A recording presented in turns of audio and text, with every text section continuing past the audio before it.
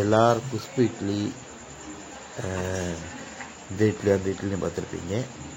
எங்கள் வீட்டில் துர்கா இட்லி எப்படி இருக்குது நீங்களே பாருங்கள். ஒவ்வொரு தட்டுலேயும் 5 இட்லி சூப்பராக இருக்குங்க. மாவும் பாருங்கள் புசு புசுன்னு இருக்கும். அதே மாதிரி தான் இட்லியும் நல்லா சூப்பராக வெந்து நானும் சாப்பிட்டேன். நீங்களும் சாப்பிட்டு பாருங்கள்.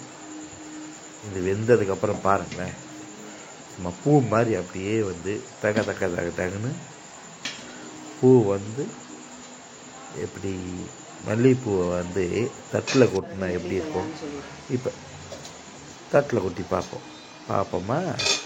பாருங்கள், தட்டில் கொட்ட போகிறோம்.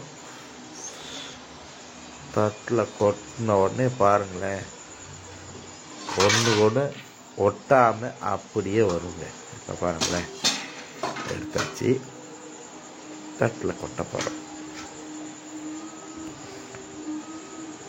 இதுக்கு பெயர் பாருங்கள், கொட்டியாச்சு. இப்படி எடுத்த உடனே ஒன்று கூட ஒட்டாதுங்க.